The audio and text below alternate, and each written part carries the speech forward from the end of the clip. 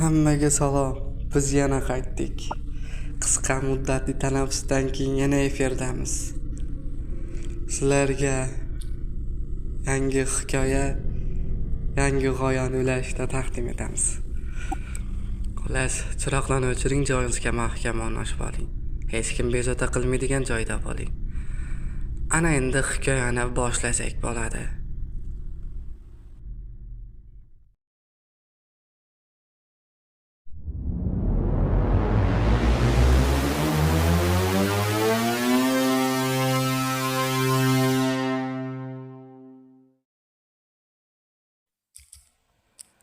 Meksika sharqidagi g'arayibotlar bilan to'la orol haqida ikki og'iz so'z aytsam, u yerda aytishlaricha borgan odam qaytmas ekan.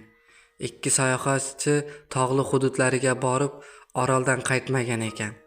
Orol hududi yaqinida juda kuchli okean to'lqini bo'lib, undan o'tishning o'zi bir mashaqqatli bo'lgan. Xullas, u yerga borganlar qaytmaydi. Instagram tarmog'ida ushbu videoni ko'rib o'tirgan Pablo bu narsaga qiziqib qoldi va darhol videoni do'sti Daniga yubordi. Oradan minut vaqt o'tib, Dani unga qayta qo'ng'iroq qildi.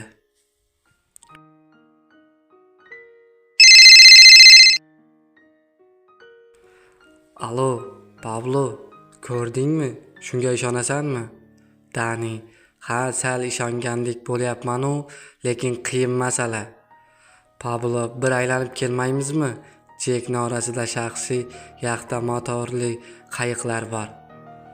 Dani: ha, urinib ko'rsak bo'ladi. Jekka: qizlar ham bor. Dam olib kelamiz desak bo'ldi. Hammadan oldin tayyor bo'ladi. Pablo: kelishdik unda qachon? Dani: shu hafta dam olish kunlari shanba yoki yakshanba kuni aloqada bo'l. Suhbat yakunlandi. Pablo o'zidagi xursand sayohatga boradi. Anchadan beri Instagram uchun bir video tayyorlamoqchi bo'lib yurgan edi. Ayni muddao. Bugun chorshanba, hali dam olish kuniga ancha bor. Birorta tanish qizlarni ham olib borish kerak. Ha, aytgancha kollejdagilarga aytsak, o'zlari yugurib chiqadi, dedi. O'ziga o'zi va kelgusi rejalar va sayohatga tayyorgarlik ko'rishga kirishdi. Juma, kecha soat 21:00.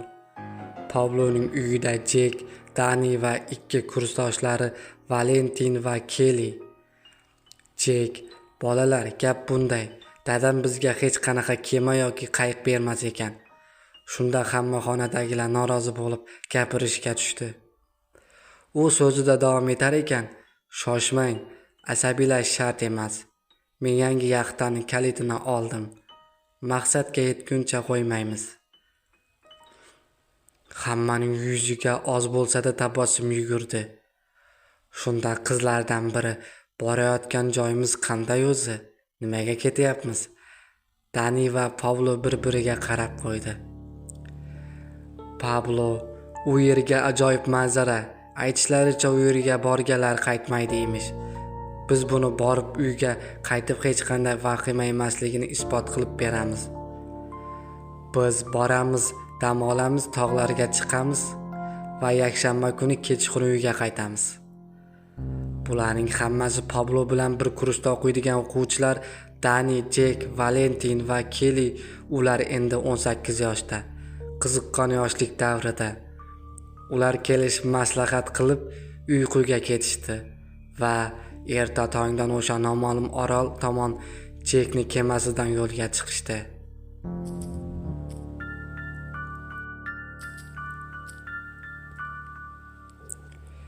Meksika sharqidagi orolga yetib borish uchun 2 soat vaqt yetarli edi. Bu orol shahardan unchalik darajada uzoq masofa emas, faqat suv tornadosi va 1-2 kechasi bo'ladigan dengiz suvining sathi ko'tarilishini, bo'ron bo'lishini hisobga olmaganda sayohatchilar manzilga yaqin qolganini his qilib borar ekan, yigitlardan biri gitara chalib qo'shiq aytar. Qizlar dengizda selfie tushar, yana boshqasi o'zicha bir nimalar qilib kameraga qandaydir lavhalarni yozib borar edi.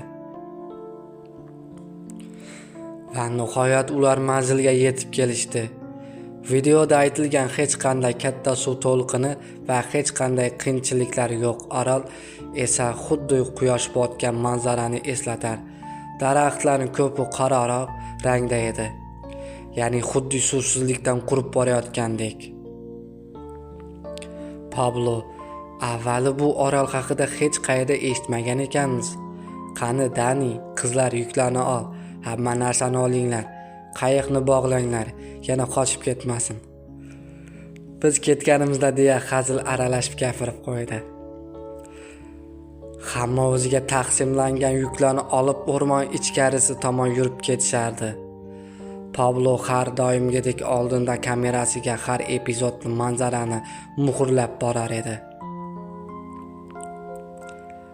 Ular o'rmon ichkarisi tomon ketar ekan, manzara ajib bir tus olar edi. Daraxtlar yanada qalinlashdi. Yurishga qiynalib chakalakzor orasidan ketib borar edi. Jek, bolalar ozgina dam olaylik, yuklar negadir meni bosib qolayotganga o'xshayapti. Dani, nolimasdan yursang-chi oshna, hali ko'p yo'l bosmasdik. Qizlar ham sendan baquvvatroq ekan. Ha, Jek, tezroq yur, birorta hovuz oldida dam olamiz, dedi Valentin. Ular yo'lda davom etar ekan, uzoqda sal kengroq suv ko'rindi. Demak, u yerda kichik bo'lsa ham hovuz bor, ichida o'yladi. Hammadan oldin kelayotgan Pablo. Bolalar, qaranglar, ana hovuz, dedi. Hamma xursand bo'lib yanada tezroq yurishga harakat qilardi. Ular hovuzga yaqin borishar ekan, har bir daraxtda kichik qo'g'irchoqlar ilinganini ko'rishdi. Hammasi har xil ko'rinishga, kichik lekin o'zgacha, ba'zilarda ko'zlar o'rniga tugma, ba'zilarda esa o'sha ko'zlarning o'rni bor xolos. Birining qo'li yo'q, yana birining oyog'i. Xullas, hamma qo'g'irchoq har xil ko'rinishga ega.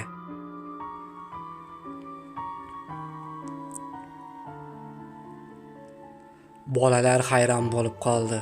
Kimsasiz, hech kim yo'q orolga kim bunaqa qo'g'irchoqlarni olib keladi? Pablo, qo'g'irchoqlarni qarang, hammasi har xil. Ularni kim olib kelgan ekan, hayronman. Dani, seni 17-asrda o'lib ketgan bobong olib kelib ilib ketgan. Nabiram kelib ovqat berib ketadi deb biz qayerdan bilamiz? Hammamiz endi kelyapmiz-ku. Uning gapiga ham kulib qo'ydi. Pabloning o'zi ham bolalar buni biroz hazilga yo'yishdi. Hovuz oldiga kelib narsalarni qo'yishdi va shu yerda bugun tunaymiz. Qulay joy ekan deb kelishib ham oldilar. Keling bolalar, sizlar o'tin terib kelinglar, biz esa olib kelgan narsalarimizdan biror yegulik tayyorlaymiz. Ha, tezroq qimirlash kerak. Kun ham kech bo'lishiga yaqin. Yana 2 soatdan keyin qorong'u tushadi. Sizlar bu tomonga, men o'zim esa narigi tomonga boramiz. Tezroq o'tin yig'amiz, shunda, dedi Jek. Dani, yaxshi fikr, Jek, faqat ehtiyot bo'l. Haligi qo'g'irchoqlar Anabelaga o'xshab seni bo'g'ib qo'ymasin, dedi hazil aralash. Jek ham bo'sh kelmadi. O'zing ham ko'zingga qarab yur, qora chayonlar bo'lishi mumkin. Chaqib olsa o'lasan. Hech qanday tez yordam yoki doktor yo'q bu yerda. Yigitlar bir-birini hazil aralash qo'rqitib, uchalasi 3 tomonga tarqaldi. Pablo daraxtlar orasidan ketar ekan, kamera tasviri oldinda katta tezlikda bir narsa o'qday uchib o'tib ketdi. U kamerani birdan tushirib atrofga qaradi. Hech narsa yo'q. U yo'lda davom etib sekin-asta o'tini yig'ishga kirishdi. Qalin o'rmon, quyosh botgan kun, deyarli qoraygan payt daraxtlar ortidan ingichka ovoz keldi. Menga yordam bering. Pablo bu ovozni eshitdi. U ham hayrat ham qo'rquv bilan ovoz kelgan tomonga qaradi. Yana o'sha noma'lum ovoz. Menga yordam bering. Kimga yordam kerak, dedi. Pablo javoban. Ovoz bir xil yana. Menga yordam bering, iltimos. U ovoz katta bir daraxtning ortidan kelardi. Pablo ovoz kelgan tomonga yaqinlashdi va daraxt ortida qaradi. U qo'rquvdan qotib qoldi. Sababi kimsasiz orolda daraxt ortida inson skeleti suyaklar ustida gapiradigan qo'g'irchoq faqat bir xil ritmda "Menga yordam bering" deya ovoz chiqarardi. Pablo shokka tushmasdan qo'g'irchoqni qo'liga olib, unga boshdan oyoq razm soldi. Oddiy bir qo'g'irchoq, faqat uning ustida juda mayin edi. Xuddi inson terisiga o'xshash, ko'zlari ham xuddi inson ko'zi kabi. Ko'zlari yumilgan. Shundan birdan qo'g'irchoqning ko'zlari ochildi. Qizil rangda, xuddi quturgan itning ko'ziday. Pablo qotib qoldi. Qo'g'irchoq esa g'alati ovozda "Nega yordam bermayapsan?" dedi va uning ko'zlaridan qon oqa boshladi. Pablo qattiq baqirib uni yerga tashladi va kuchi boricha yugurdi. Ancha yugurdi va to'xtadi. Hozirgi bo'lib o'tgan voqeani u anglay olmasdi. U shokda edi.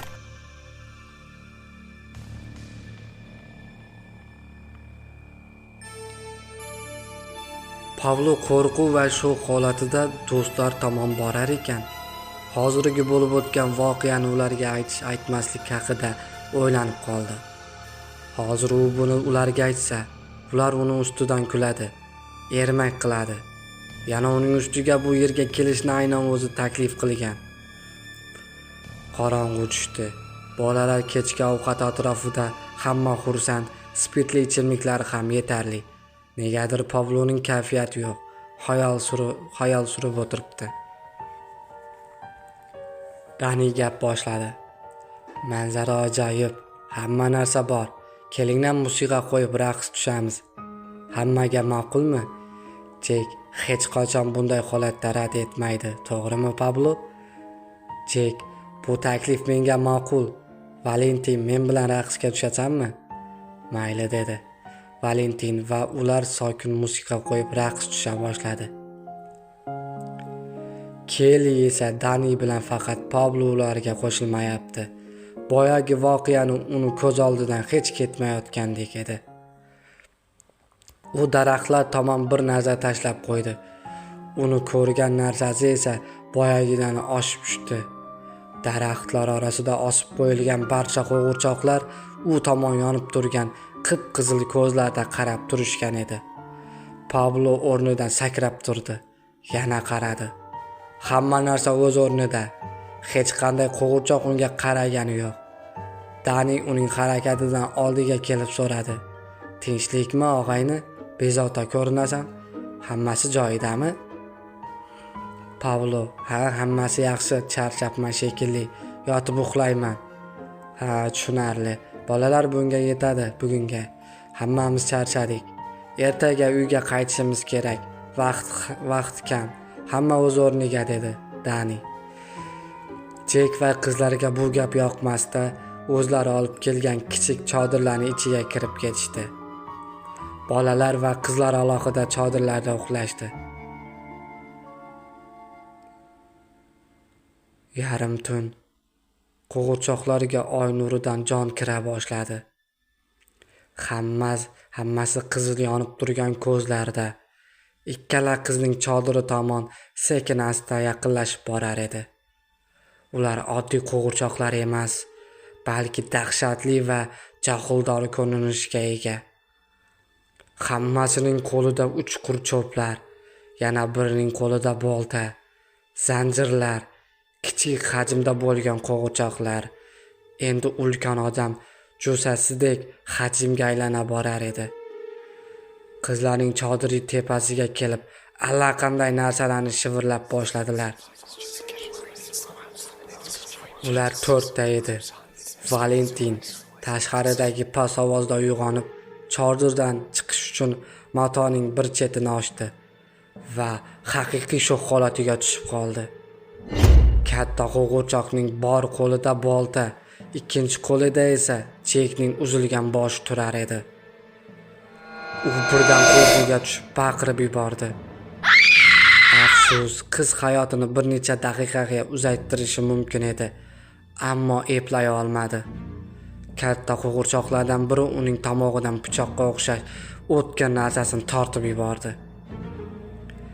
Valentin o'sha yerda joni uzildi. Qoni esa to'xtamasdan oqardi.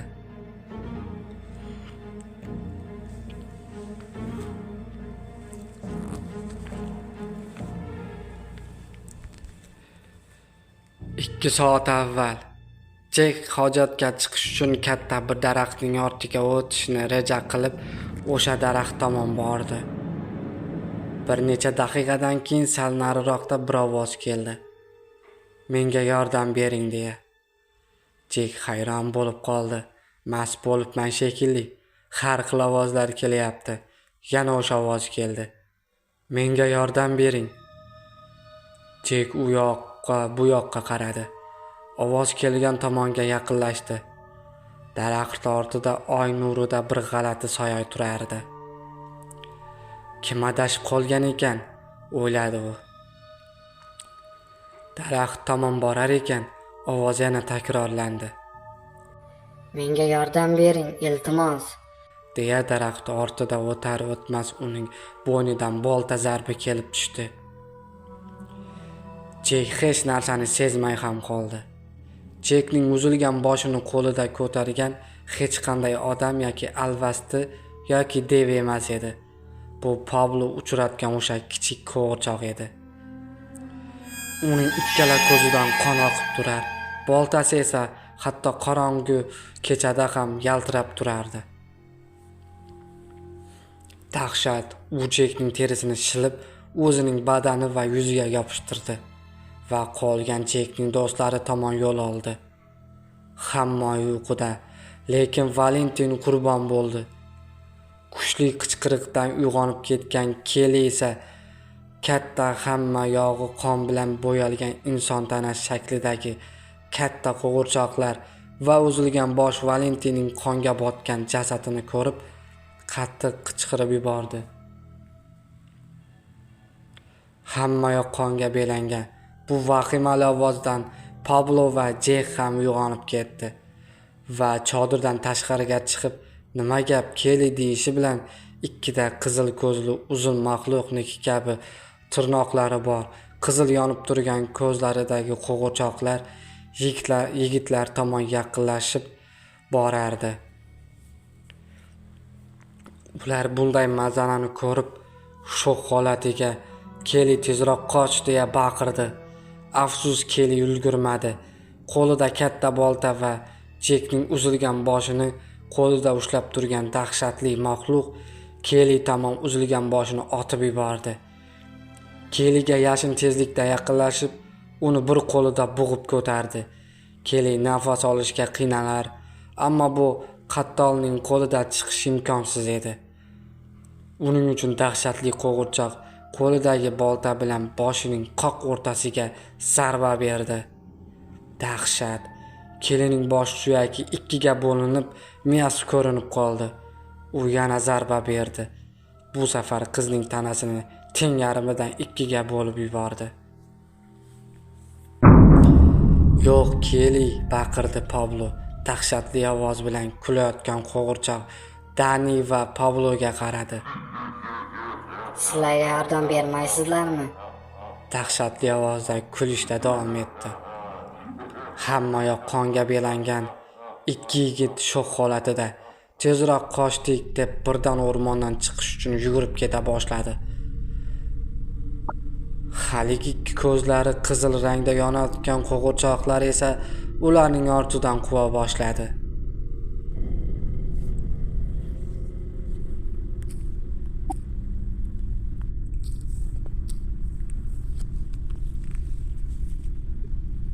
Finalga ham yaqinlab qoldik hikoyamizni. Pablo va Dani yugurib ketishar ekan, nafas olishga ham vaqt kutib turmasligini hisobga olib, bor kuchi bilan o'rmondan chiqib kema tomon intilishardi. Faqat bir narsa ular uchun muhim. bu tirik qolish. Ortidan esa qadam tovushlari bu iblislar ularni ta'qib qilib kelishardi.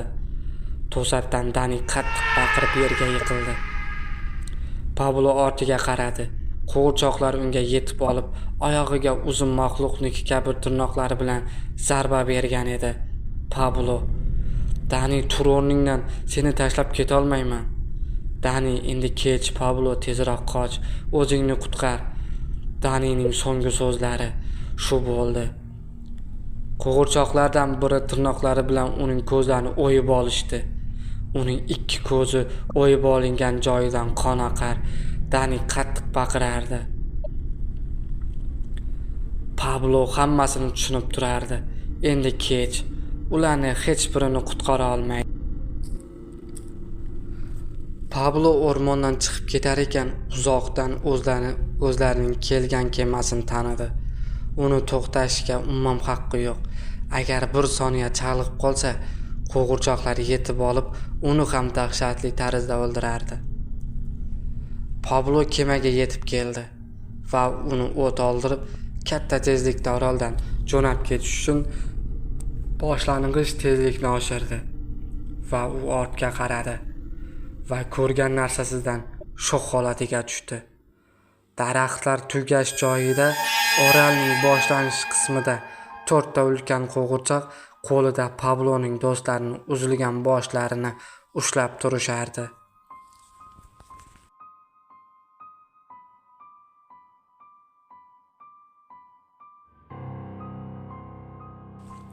Stop, shu joyda bir eslatma. Nega aynan qo'g'irchoqlar, nimaga aynan orolda Annabel, Brahms, Megan kabi qotil qo'g'irchoq maniaklarni filmlaridan yaxshi bilasiz? Aytmoqchi bo'lganim, la'natlangan qo'g'irchoqlar, ya'ni ichiga jin kiritilgan qora afsunlar haqida hammamiz bilamiz. Hech kim kafolat bermaydi. Hech qaysi o'yinchoq o'zidan o'zi tirilib yoki jon kirib gapirib qotillik qilmasligiga ehtiyot bo'ling. Bunday qora afsunlar dunyoning har bir nuqtasida bor. Bu ijodkorning to'qima gaplaridan yozilgan, lekin aynan shunday nomli orol mavjud ekanligini eshitganmiz. Turli xil internet saytlarida ehtiyot bo'ling. Uyingizda eski bolaligingizdagi o'ynagan eski qo'g'irchoqlarni chiqarib tashlang. Ular xavfli bo'lishi mumkin. Hammaga katta rahmat. Hikoyaning davomi yozilishi mumkin. Agar muxlislarga ma'qul kelsa, ikkinchi fasli voqealarni hayron qoldirishi mumkin. Chunki bu joy haqida avval nima bo'lgani va Pablo u yerdan qaytganidan so'ng butun shaharga qora jodu, ya'ni la'natning kirib kelishi haqida bo'ladi. Hammaga omad. Tez kunlarda ko'rishguncha sog'-omon bo'ling. O'zingizni ehtiyot qiling. Keyingi hikoyalarimizda ko'rishguncha azizlar, sog'-omon bo'ling. Siz bilan bloger Begzodbek Nur bo'ldi. Keyingi hikoyalarimizda ko'rishguncha azizlarim.